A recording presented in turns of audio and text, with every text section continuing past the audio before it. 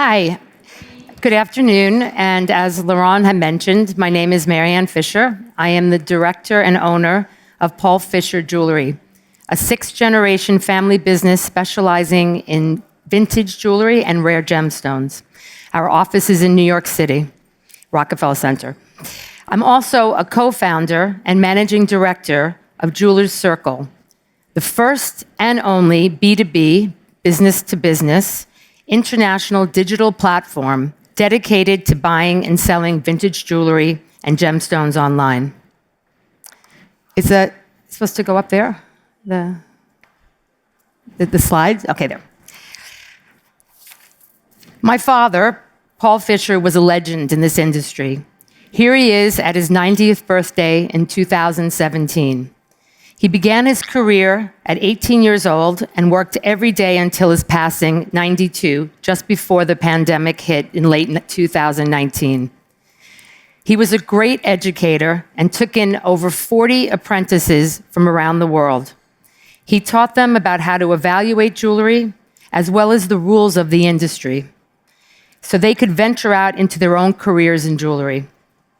Our family business originated in Vienna, Austria in 1850.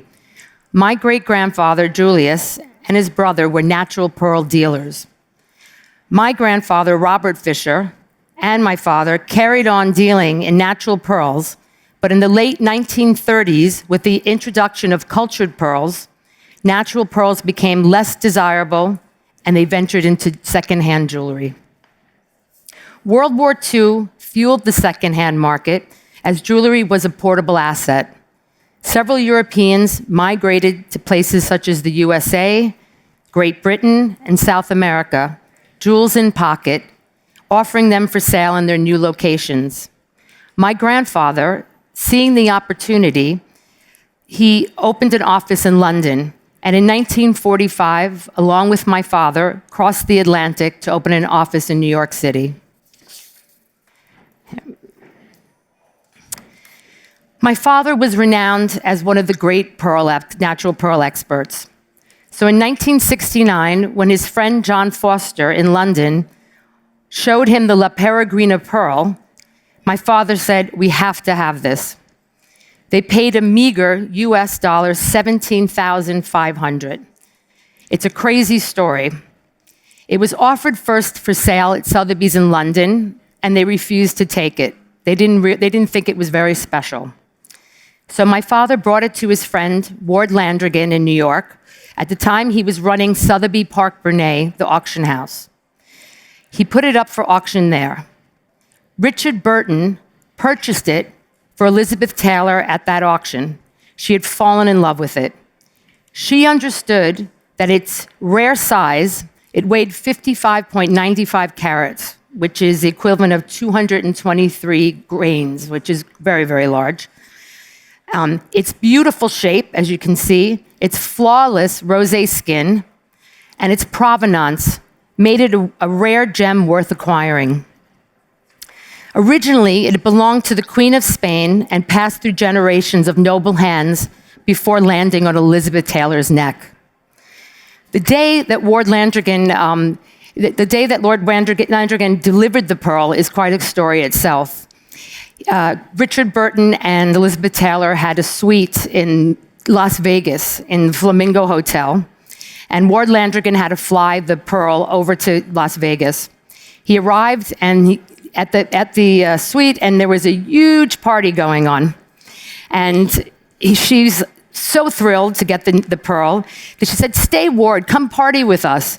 She put the necklace on, and the martinis started flowing. So Ward stayed for the party, but about 2 hours in, Elizabeth screams like, "Oh my gosh, the pearl's missing." So you find all of the guests getting onto the floor, and back then they have shag carpet this thick, on the floor looking for this pearl, the whole party. And finally, Elizabeth looks over and sees her dog chewing something. So Elizabeth said, "Wait," and she goes over, I guess her name was Fifi, and pulls the pearl, but that's her story. She says she pulled the pearl and it came out unscathed. According to Ward, he swallowed the pearl and had to wait till the next day. Anyway, the story goes that in 2011, SSEF recertified the pearl before going to auction and then sold at Christie's for $11 million.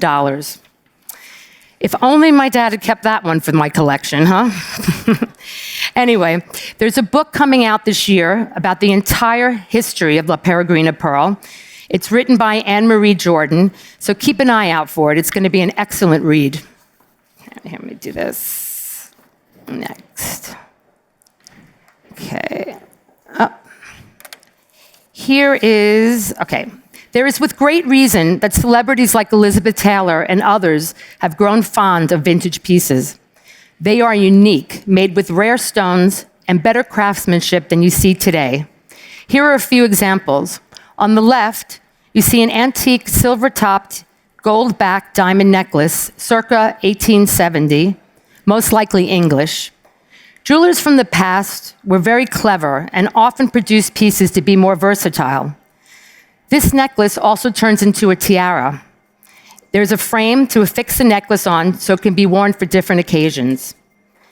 The bracelet on the right is a great example of Art Deco. It's geometric in form, set in platinum and diamonds, and hosts an array of carved Burma rubies shaped like leaves, reminiscent of tutti frutti motifs that were used often in Deco jewelry. The Deco jewelry primarily used platinum and was produced between 1912 and 1939, before the war. Let me do this. This bar pin, also hair barrette, is an original Carl Fabergé piece. It was made around 1880. It shows off 3 gem-quality Russian demantoid garnets. These stones are extremely rare. The rich lime green color and horsetail inclusions are indicative of these magnificent stones, which are only seen in jewelry produced before 1920. The Cartier piece on the right is a jade perfume bottle, and it's extremely rare. It's carved from one natural jadeite piece, one large grade A jade, actually, and it forms the bottle. The gold and detailed enamel work finish off the piece, creating a fine work of art.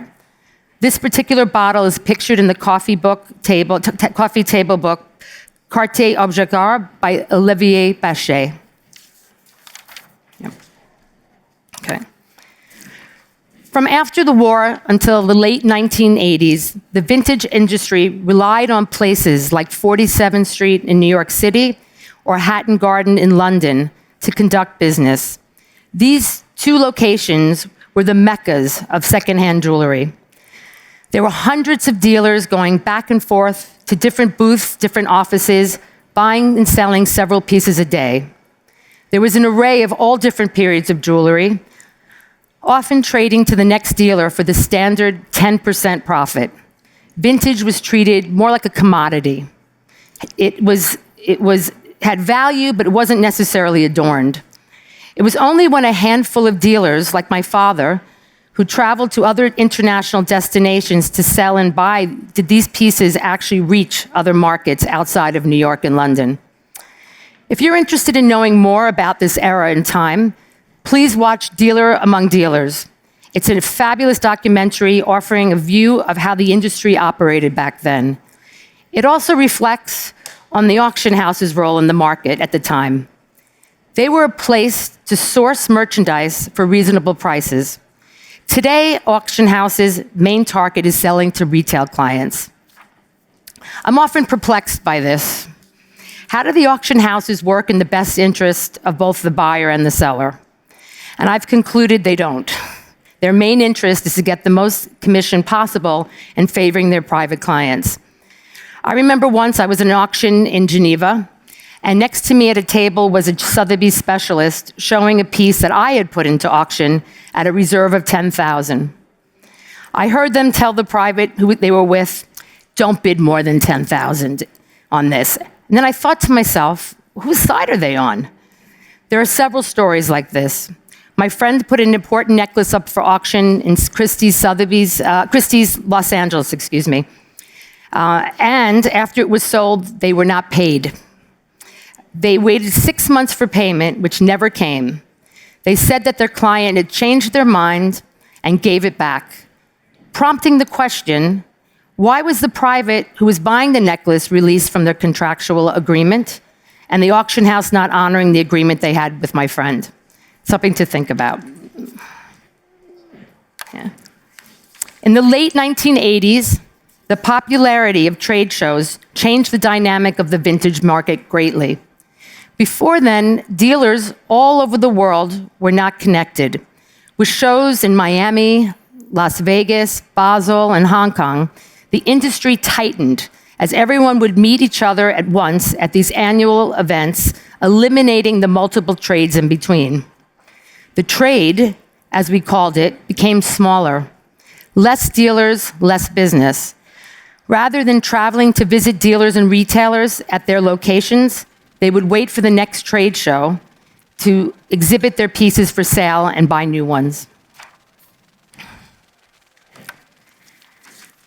Vintage jewelry became more popular in the last 30 years.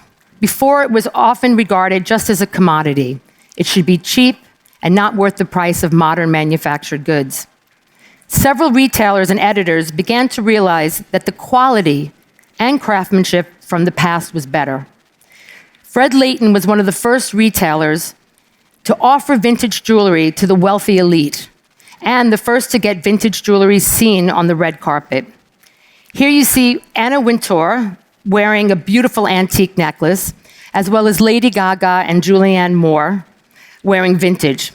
Celebrities like these have driven the interest in vintage jewelry, wearing them on the red carpet, Met Gala, and at special events. They recognize that each piece is unique and special. Who wants to have the same piece of jewelry that everyone else has? Digital platforms like Instagram and Pinterest have also made vintage jewelry trendy. It was no longer grandma's dusty old jewels. Another push for the vintage world has been sustainability.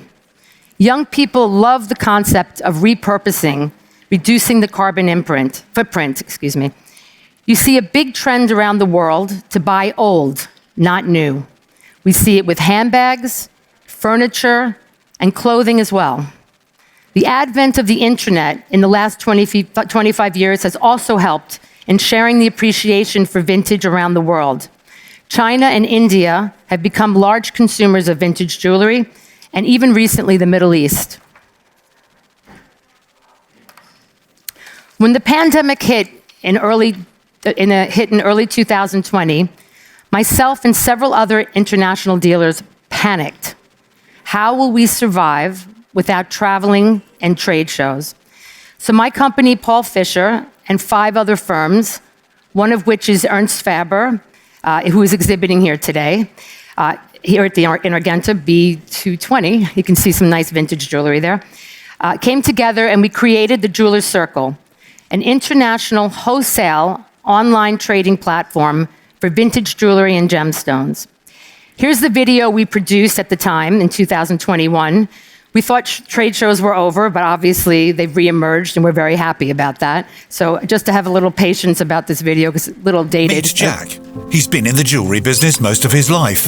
He has beautiful stock, but there's a problem, isn't there, Jack? All these years he's relied upon doing business at trade shows, but it feels like the world has turned upside down overnight, doesn't it? You can't be at all the trade shows, especially in today's world, where it's either difficult or impossible. The good old days of busy trade shows seem to be over. Isn't that right, Jack? Hold on a minute. Don't despair just yet. Look, it's a message from Jade. Jade was Jack's apprentice back in the day. She's a pretty good shot, and she's a bit of a whiz on computers too. Jade has discovered Jewelers Circle, and she'd like Jack to discover it too. Jewelers Circle is an online worldwide trading platform created by your fellow dealers.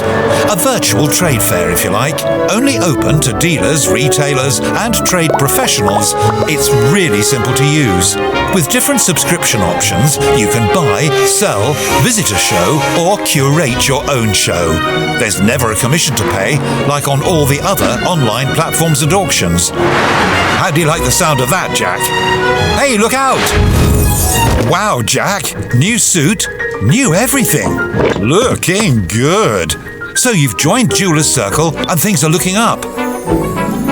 First sale to a new customer, eh? Jeweller's Circle is the trade. Thanks. Anyway, so we created a virtual trade show in the cloud. Not an easy task to gather dealers to our network, as several still didn't even use computers. They were working still with handwritten memos and invoices, and proper photos of their pieces were non-existent. But we managed to group together 150 of the best vetted and most respected dealers from around the world to Jeweller's Circle. The network is private and not visible to the public. It's a business to business. With over 500 retailers and private sellers, what we call visitors, we have found a way for people to buy and sell from their computer, iPad, and phones without leaving their home and office. Each dealer on the platform has their own store, so to speak. They can put up as many pieces as they want and at whatever prices that they like. Business is conducted privately between buyer and seller, no commissions involved. We are subscription-based. The dealers exhibiting their pieces pay a flat fee per year, and they have access to the entire platform, as well as our Buy Now WhatsApp group chat, where new acquisitions can be posted to the entire group for quick sales. One dealer in Germany may see a desirable piece offered by another dealer in California. By just the press of a button, they can either buy it or contact the dealer for more information by WhatsApp, text, or email for a quick response. We have a fabulous feature called Shared Galleries. Visitors can pull items that they think their clients would like into their carts and borrow them virtually. All photos and information can be sent to your client, but not the cost. All you need to do is to add the price you wish to ask to your client. One other feature is also post calls. If you have a client looking for something specific, you can write on the platform what you're looking for, and it will reach the entire network. You're very, very, very likely to find it. Here. We have chosen the name Jeweller's Circle as we are at present a full circle business. You can choose to remain on the B2B, which is wholesale to wholesale, business to business platform, or you can try the B2C, offering your pieces at higher prices to the public. It's an opportunity to sell old friends to a new interested party.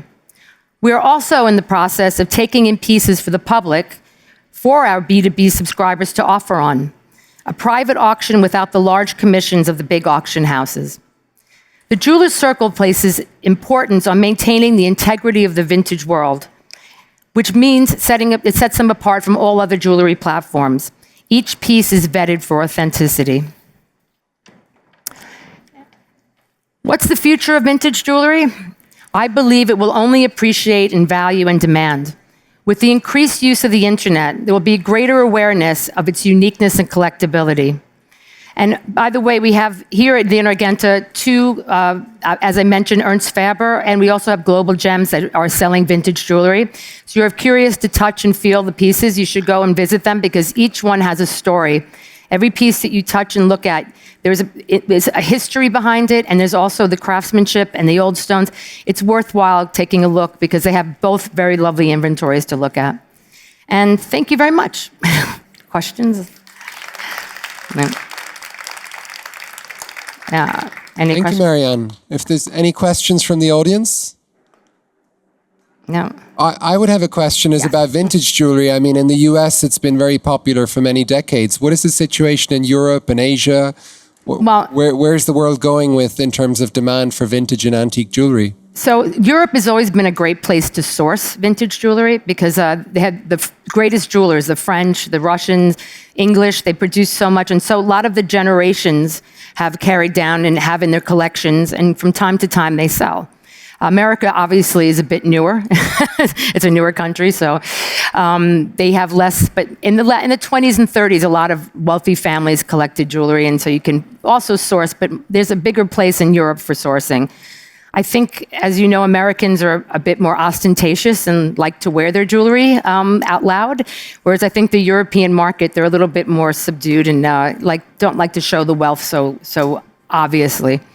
Asia has been a huge force until the last 2 years. I think China they were just buying up so much vintage jewelry the last 10 years, and incredible. In large amounts. Like a customer would come into our show in Hong Kong and maybe buy 10, 20 pieces at once. They were really big consumers. But unfortunately, I think everyone knows that the market there is taking a little bit of a halt. I'm sure it will come back because they cherish buying jewelry. Jewelry is very important to the Asian community. Places like Japan, you'll find the more refined taste and much smaller pieces, but quality counts. And Europe, they still buy. What do you say? They still buy, and they're still buying. But I guess also in a finer, more refined way, not the big bling that Americans really love. Also, I think I forgot to mention brand names. Brand names are it's been a big push the last 20 years. Companies like Richemont and LVMH with their brands such as Cartier, Van Cleef, Bulgari, they've done so much marketing that people have now, they look for a piece of jewelry that has the name. But it's kind of sad because most of these pieces from the past, it didn't matter what the brand was. It was the quality was there in the first place.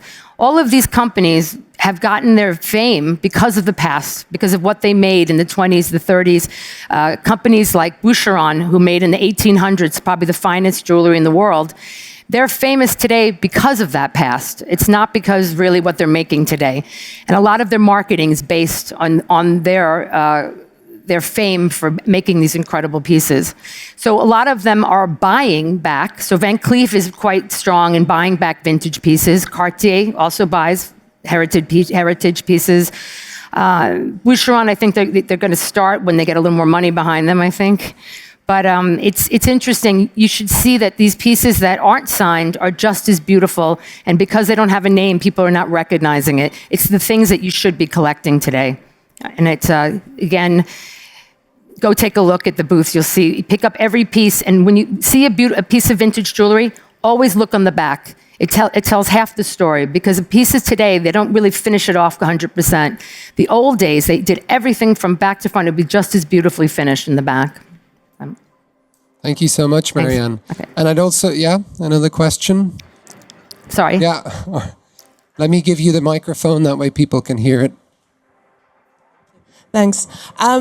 I'm curious to know, have you considered using blockchains for your vintage jewelry? Because that's quite something that it's currently being investigated quite a lot, because then in that way you could tell the story and keep the story in the piece. Yeah, it's interesting because it's been discussed in our group about this. Funny enough, as I go back to the story about jewelry being a portable asset, not everybody wants it to be traced. And I think, Big Brother's out there today and sees everything. And, jewelry has been always, besides the fact a portable asset, it's a good way to avoid taxes. Nobody heard me, right? So I don't know if everyone wants to have everything traced. I think right now we have enough on the internet that everything is pretty obvious. The problem we have today with vintage jewelry are the people who are faking and doing reproductions and passing them off as real pieces, as real vintage. And for example, we've seen, you go to sometimes these shows in Hong Kong, we've seen we had a necklace. It was a beautiful necklace. It was like an Art Deco bib, like a tie. I think you guys were partners in it also. We saw it in the booth, right? And the next day, a lot of people were taking photos. And about a month or two later, the necklace showed up, and somebody in China, they copied the necklace exactly, and saying it was the original Art Deco. So this has been a problem. There's been a lot of fakes being passed off because people see the opportunity. They see that these beautiful pieces are worth much more and appreciating constantly. So they're trying to do some naughty business, So I think what they've done now, there's actually a new organization called the IAJA. It's an International Antique Jewels Association, and they are actually making letters of authenticity. The B2C for Jewelers Circle has now, every piece comes with a letter from the IAJA, so you know that your piece for the public is all authentic, because there is a bit of a problem with that. Thanks. Thank you so much, Marianne. And for those interested in antique and vintage jewelry, there's actually a special exhibition just behind this curtain. Oh, yes, I forgot that. You can go this way with 9 beautiful pieces, kindly loaned by Ernst Ferber in Munich, who are in hall B1. And you'll see it's kind of a journey through time and through symbolism with regards to diamond jewelry. So if you also want to see some jewelry and not just hear about jewelry, I'd invite you to go see the special exhibition. Yeah, thank you. Thank you very much, everyone. Marianne, Thank you for coming. Thanks. your talk.